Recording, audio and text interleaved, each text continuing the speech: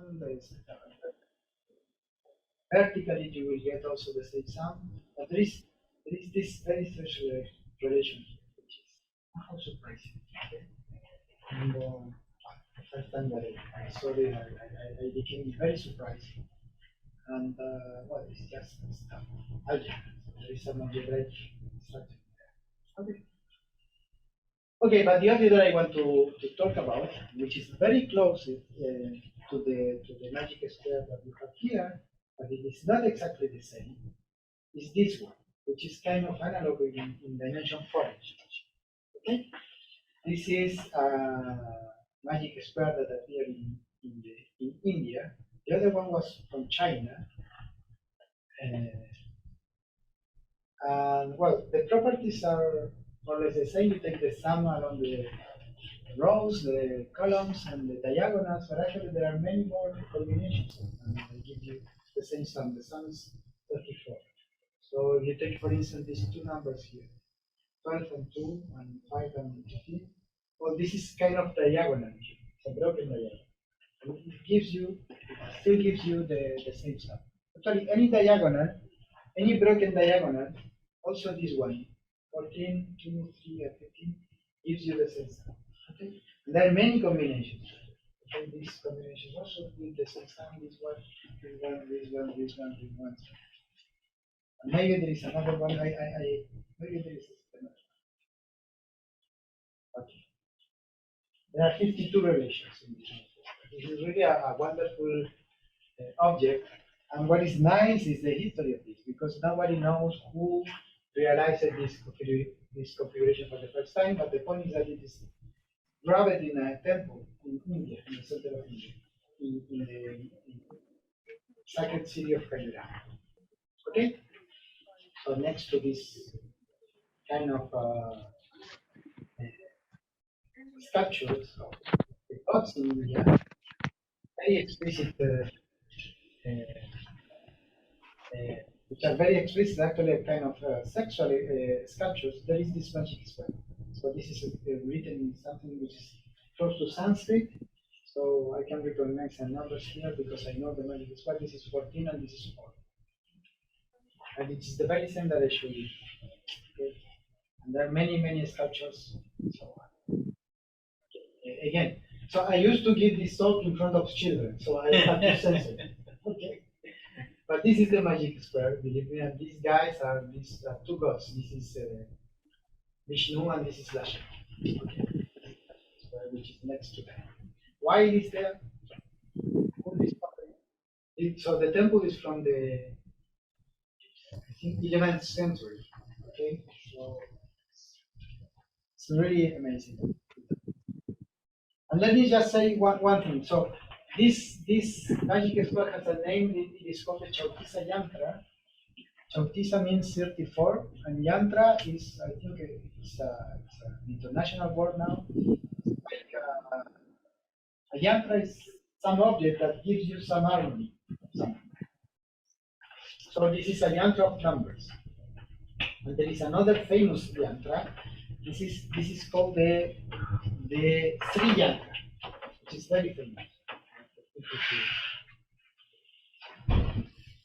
Who does the yoga, for instance, this is very special configuration. And let me just say that again, there is some mathematics in there. And there is a very nice work by this guy, Alessandro Chiodo. He's from Italy, but he works in Paris.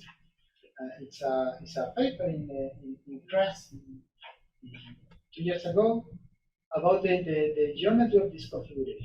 How do you get this configuration? And what is the? He does wrong with it.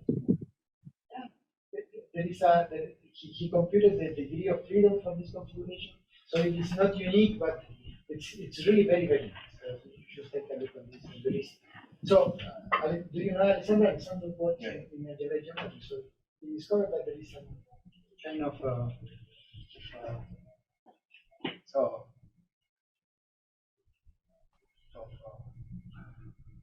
quadratic surface. Okay?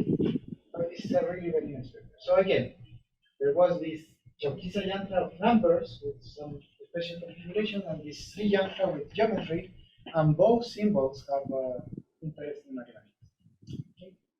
Well, there are many, many magic squares that are widely known. This is, maybe you know this. Do you know? No? Okay, so, and these guys, do you know? No? Okay, there is one way to guess this. So look at this square. The numbers are the same here, so the sum here is not 34, it's 63. And this sculpture is a representation of the keys of Judah. So this is in the Sacred Family Basket. This is a wonderful magic described by Euler, and the points here. So the configurations that give you the same sum are just the lines and columns. I think that the two main diagonals as well. But the important thing is that you can move from one position to another one by the movement of a knight. Chess horse. And that way you complete the magic square. The square, and it has some magic relations and sums.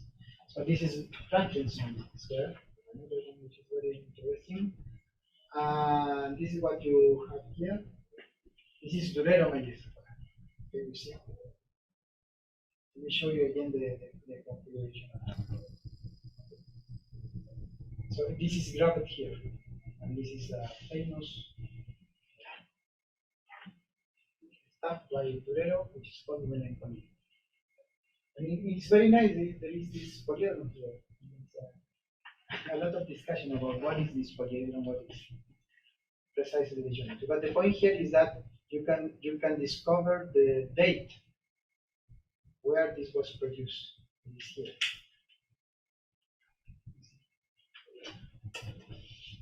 This is the year. Oh.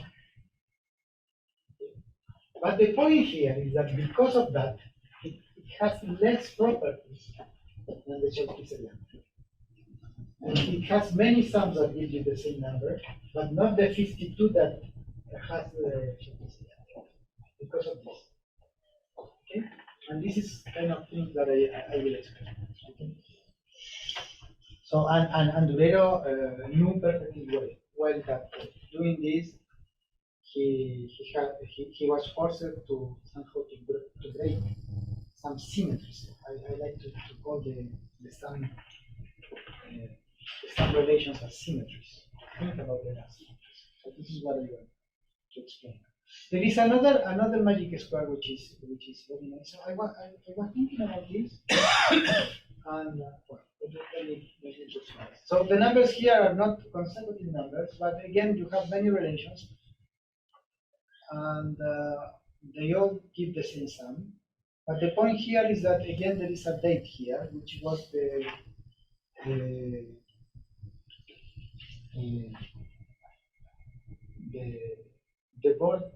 birth date of Ramanujan. So this is written in I don't know. I was thinking about why it's only vertical and horizontal? No. All the configurations with the same color and the same sign. So for instance here you have the yellow ones, the blue ones, the green ones, and it gives you the same sign.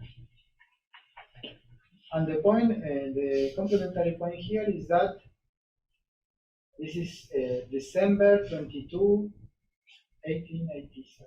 This was the date of Ramanujan. So he willed for himself when he was very, very young. And actually this disappears in the movie. In 1 second part of the movie, you will see that there is this formula. These are the formula that he used to compute when he was very young to construct matrices. So he understood perfectly how to do this system without knowing linear algebra, without knowing. He was very clever because there are many, many variations, and he knew, for instance, that because of his number, this number here is an odd number and not an even number. He was forced again to break some. There is a problem to rearrange the rows that it will go 86, 87, 88, 89 to say, is there any problem? No, here, so this is. So he did it just so his birthday will be on top. Yeah, but it could be more reasonable to move the last row to the top. And it's symmetries. The last row to the top? Because then 86, 87, 88, 89. Okay, that's not bad. So, yeah, actually.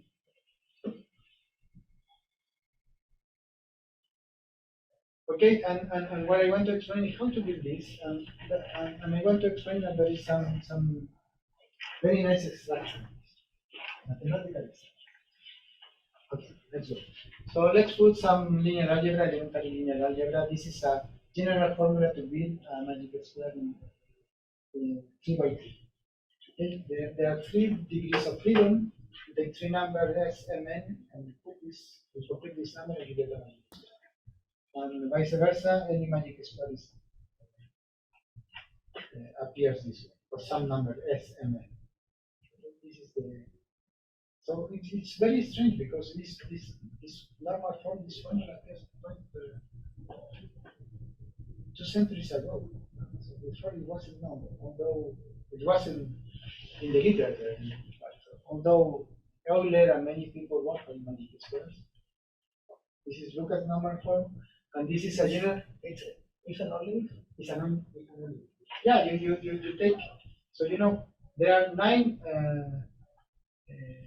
unknowns to compute, and there are several equations, and this is a linear system of equations, and you try to compute to look at what the real number of what is the degree of freedom, and in this case it is 3. Okay.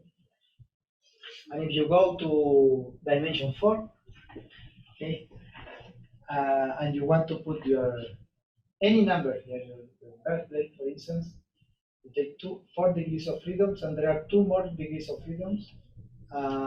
With 6 degrees of freedom, you get a semi-magic square. So it doesn't have all the symmetries of the Chauffeur yantra, but it almost has. It's like the Ramanujan magic square.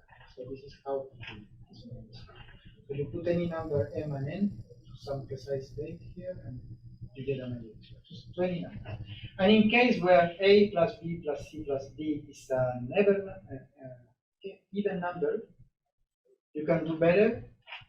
This S here is the half of the sum of these 2 numbers, of these 4 numbers, and you get what is called a pandiagonal magic square, which is a square that satisfies the 52 relation of the Chauffeur. The numbers are the one that will appear, and it is also quite magical that for some choices you get the numbers from 1 to 16. Okay. But now the point is that you can think about the different position of the numbers that preserve this property. For instance, what I said at the very beginning. So you take the 3 by 3, the square of the top 2, and you rotate the numbers and you reflect the numbers.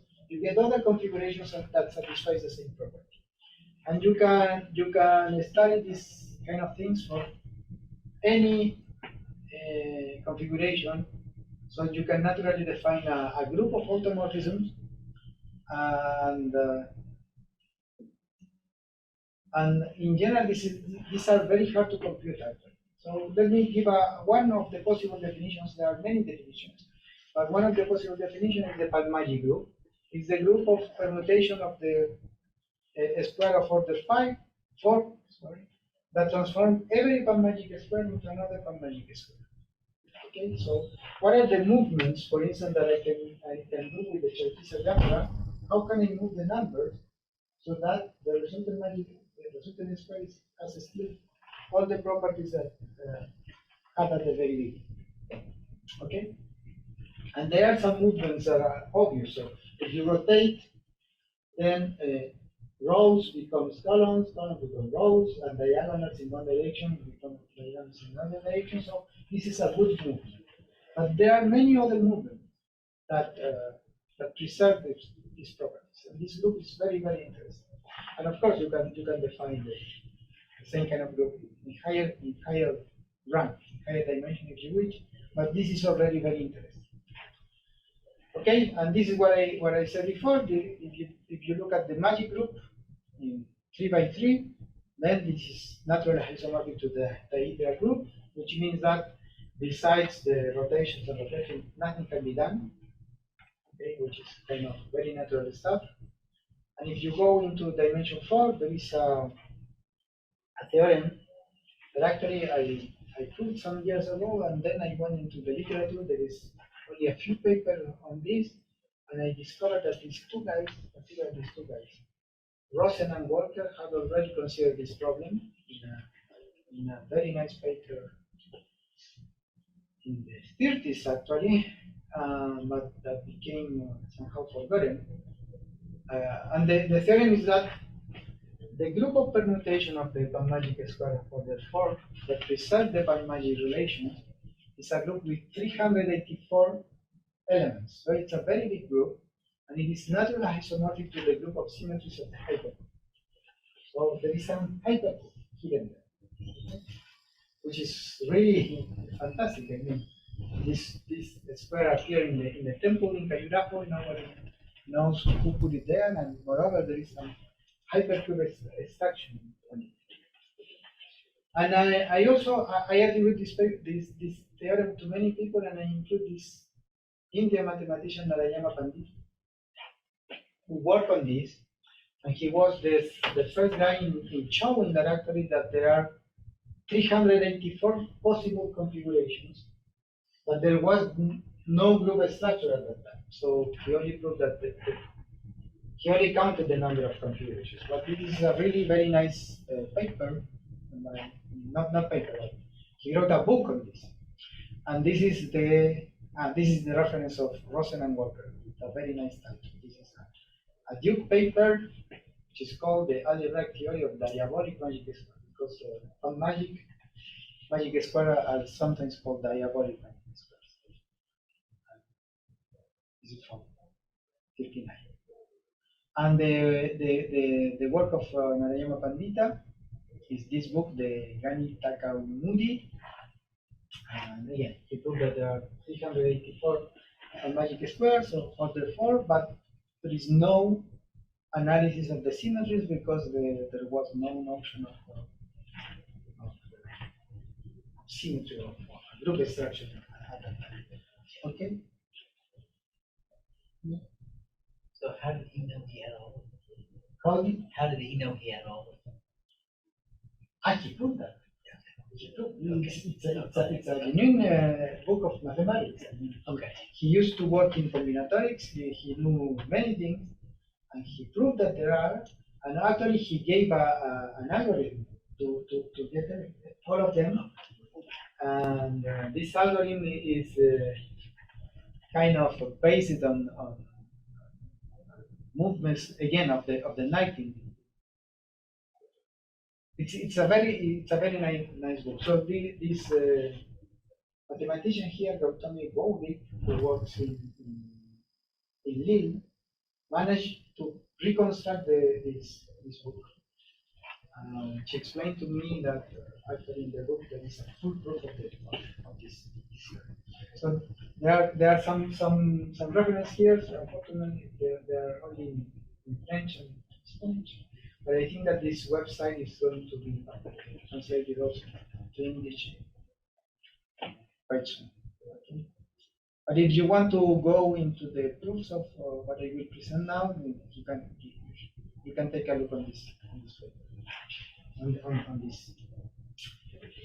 Somehow this is not a journal. This is a website. And it is a post with a complete proof of this. Of what I present now.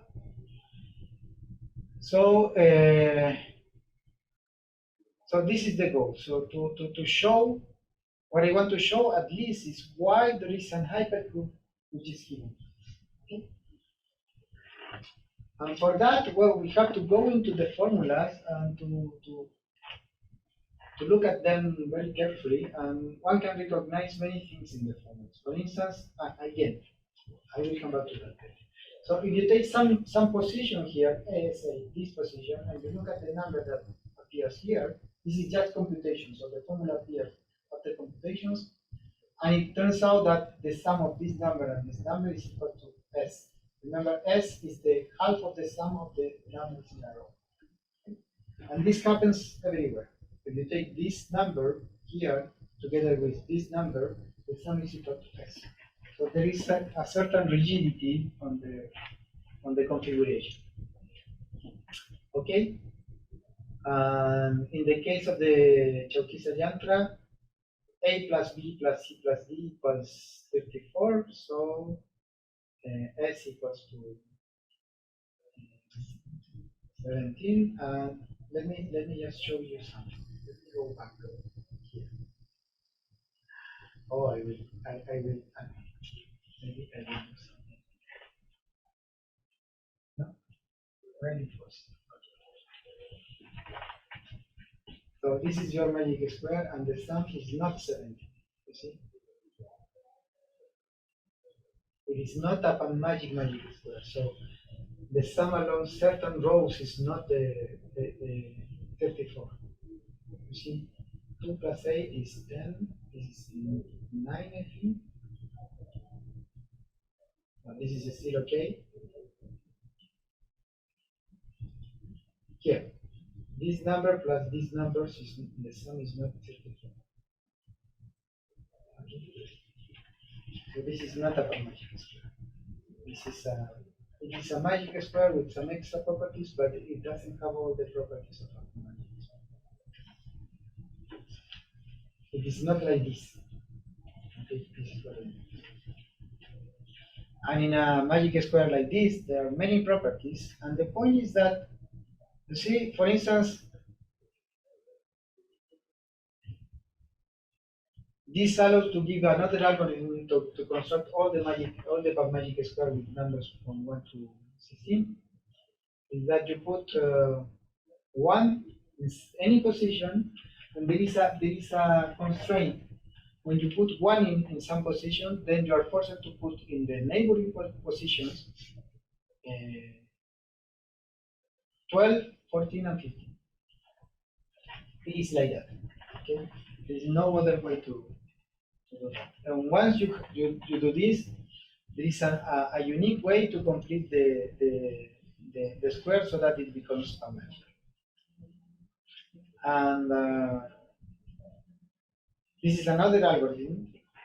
It's not the algorithm of Narayana Pandita to build all the panmagic squares, but the point is that it gives you already the number 384 because there are 16 positions, so there are 16 choices, and once you choose one of them, you put 1, then there are 4 neighbors, and you have to put 12, 14, and 15 in these cells, and there are 24 possibilities of doing that.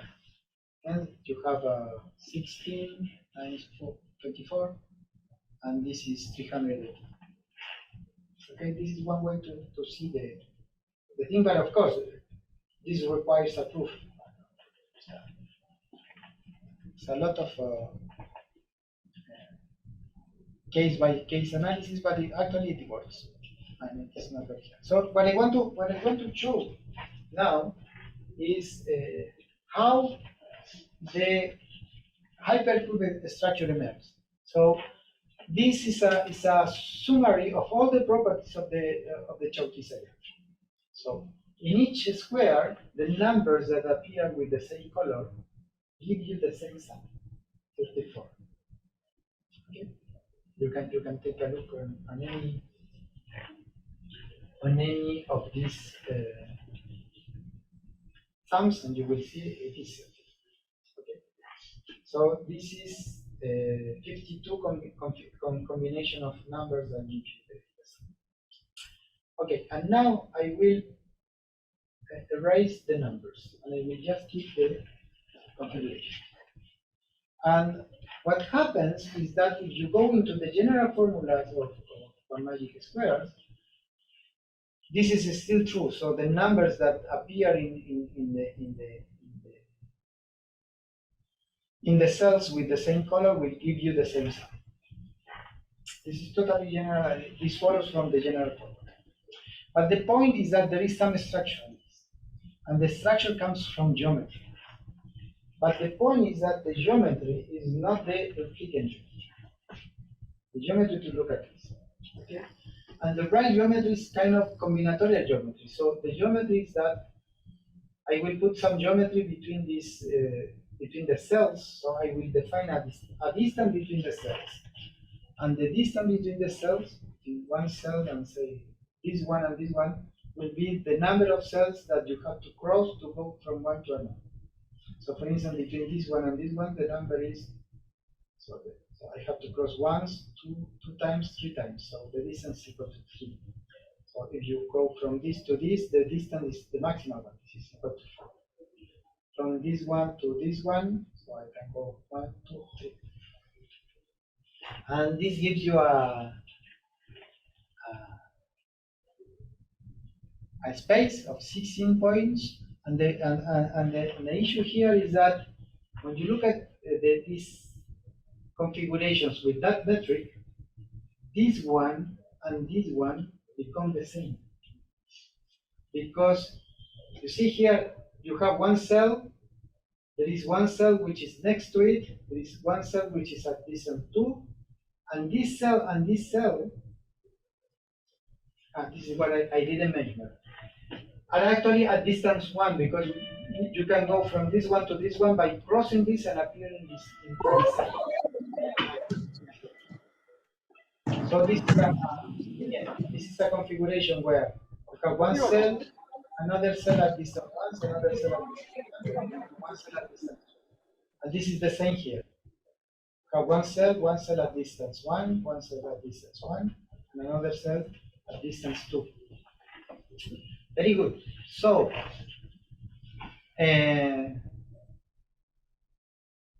when you realize that, you see that there is something which is happening. So, the configurations, the sums actually are in correspondence with this geometry, and this geometry is not the Euclidean geometry. And this geometry, and doing that, you see that there are many other symmetries that appear,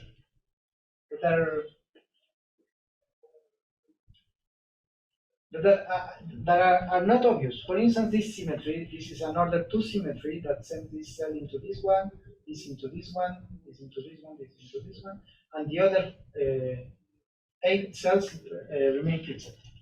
This is an order 2 permutation of the cells, and this permutation preserves the panmagic properties.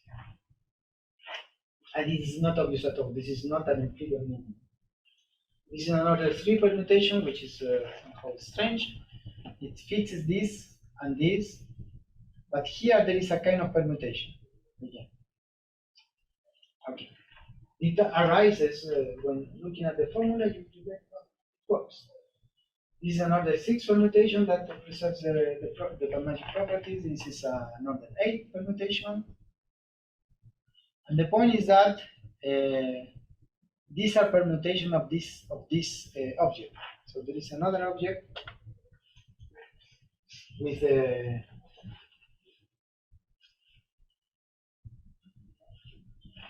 16 entries with if you reach 16 points or cells, and which is the hypercube. The hypercube is 0, 1 to the power 4, and these are the vertices of the hypercube. So every cell here is in corresponding to a vertex of the hypercube. And you see the distance between one vertex and another one corresponds to the number of entries that have changed. So from one position to another position, you change some zeros into ones and vice versa, and the number of changes is the distance between them. In this case, for instance, there is only one that changes, so the distance is equal to 1. Again, here there is only one, this one changes to this.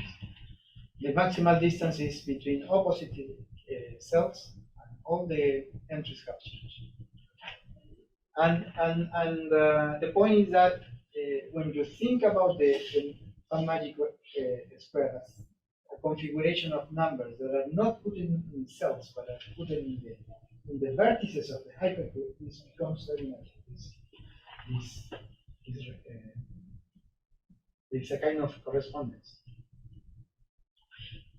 So this is like a Khajuraho magic square looks like when you put the numbers in a hypercube.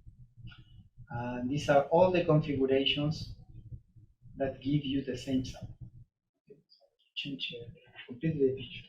But this picture is much more clear in correspondence with the symmetries, with the magic properties of the magic square. Okay, so the correspondence is somehow natural, and well, getting a proof of the theorem is not very hard from this observation. And for instance, this is one of the symmetries of the hypercube. And when you go back to the magic square, you get some symmetry of the panmagic square. Okay, and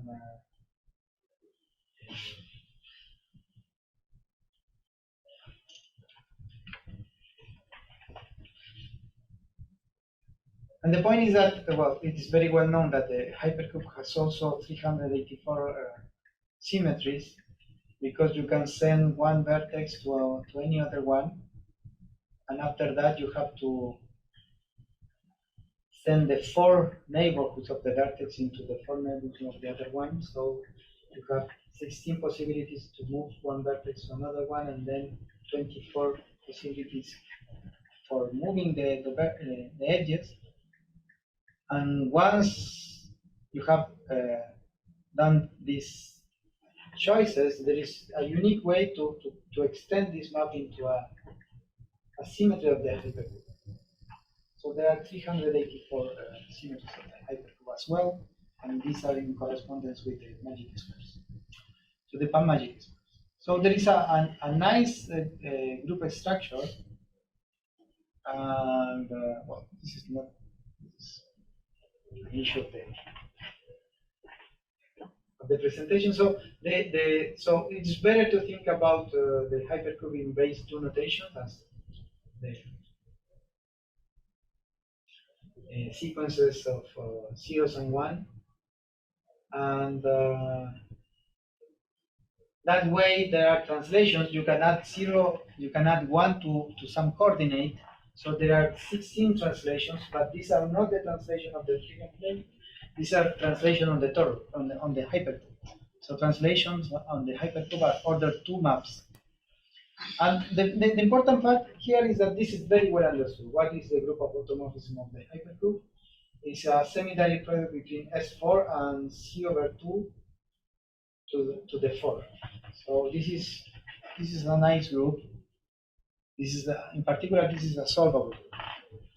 Okay, I want to emphasize that because one can naturally try to pursue on this study to go to order 5, order 6, and so on.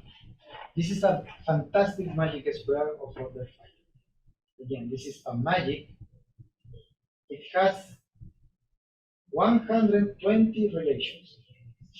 Okay, I will show you a video concerning this, because if you get the general formula, it's very easy to build a magic square of this system.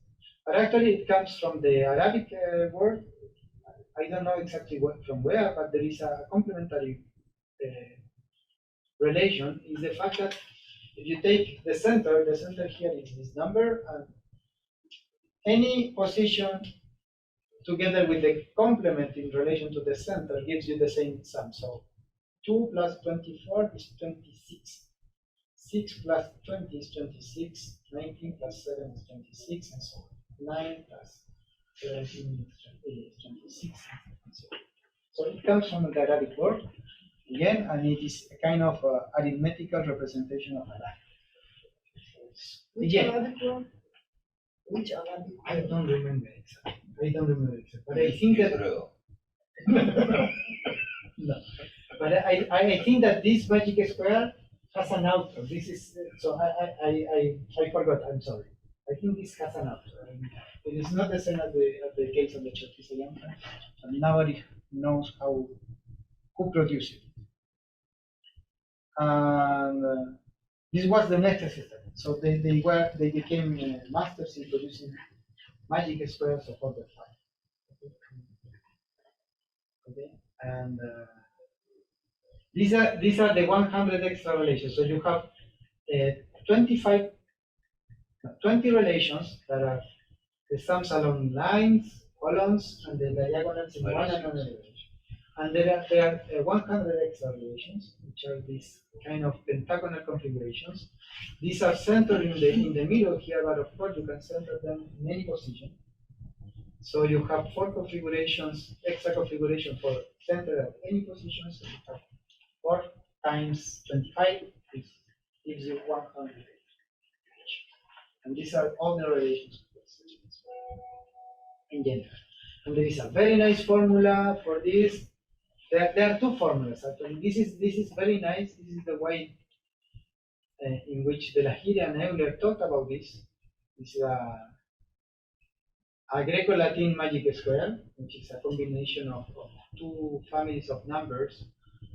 One comes from the Greek letters, the other one from the Latin letters, and you get a very precise mixture of them, and you get a panmagic square. So in any sum, you will get all the Greek letters and all the Latin letters, even for the diagonals.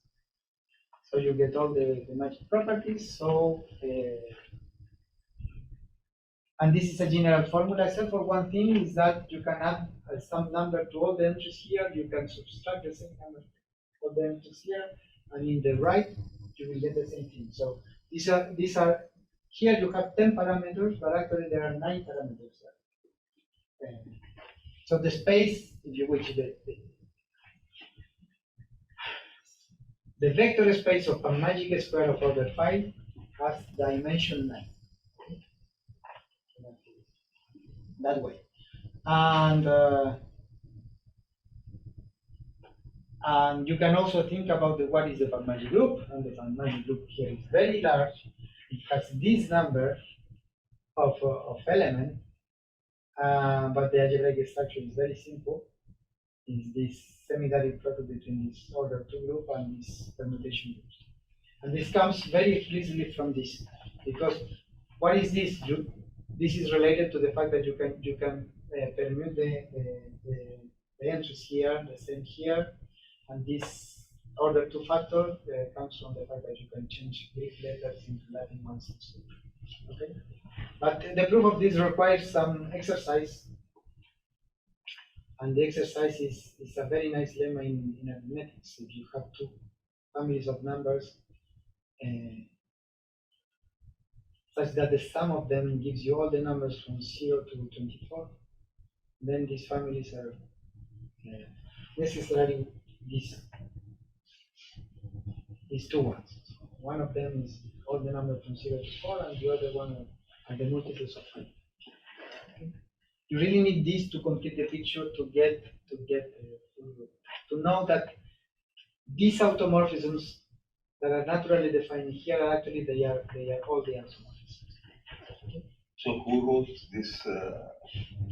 Who actually used the Greek letters for this square? You know? I think it was De Lahire before Euler. They don't know any Greek. That's the problem.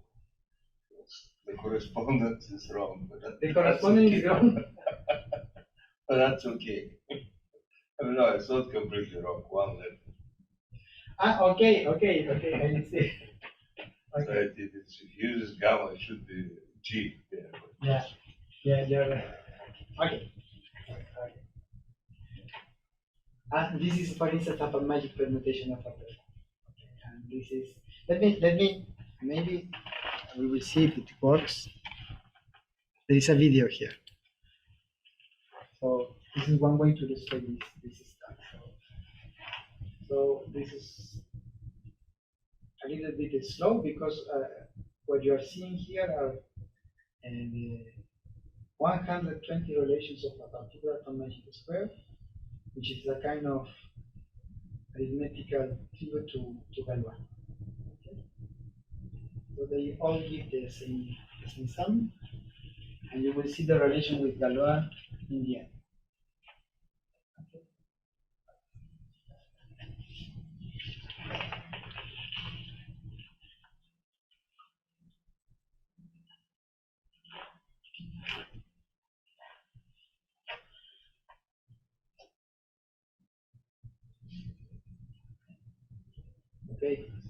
the birth rate and the data set encoded in this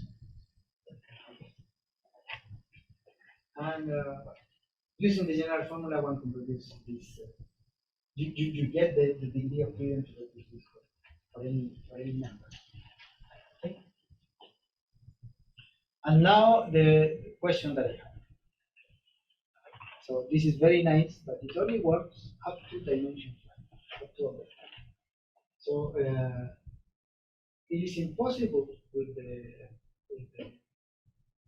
the tools that we have now to go further. And this is really very impressive. And one of the reasons is that I didn't explain completely the proof, but at some moment in the proof with the identification of the panmagic square in dimension 4 and 5, it is really necessary to know a priori what is the number of magic squares in order to detect some group.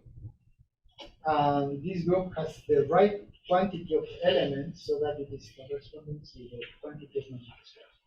But the power of the computers right now doesn't allow to solve this very fundamental problem. What is, especially in order 7, because in order 6 is not that nice because it is impossible to put the consecutive numbers in a panmagic configuration, but in order 7 it is possible. This is one of the possibilities. There are many panmagic squares of order 7, but even using the computer, it is impossible to compute the number of configurations. It seems to be a very huge number. And because of that, it seems very hard to compute completely the panmagic group, the group of panmagic transformation equations. Okay, and this is a question that I think it is. What is nice with this question is that you can still study these subjects which are very nice, and there is a degree mathematical question on this, and the intuition is not very clear. So I am not really convinced that this group is big. It may be very small actually. It may happen, and I think this is my guess. It may happen that dimension 4 and 5 are special, and in higher dimension there is no way to produce enough configurations in order to get the permutations that are nice. It may happen that actually, remember, in dimension 4 the group was solvable. In dimension 5 it wasn't solvable, but it may happen that at order 7 it comes back to the same behavior, and the group is again solvable. I don't know, I haven't. So my intuition goes in that side, but so you want a Galois type of statement that there's after certain, let's say 7 or 8, certain groups have some non-solvability property, and therefore there are no magic squares after that. Okay, yeah, that's right. But it's very hard to do things. So the classical way to approaching this really requires counting magic squares. Okay, so this is the reason why I think we should think mathematically on this without knowing how to count the objects, to get some structure in order to at least to say something, whether the panmagic group is solvable or not. Okay? I think this is an open question. This is a genuine mathematical question, and this is okay. Okay, this is what I want to tell you about.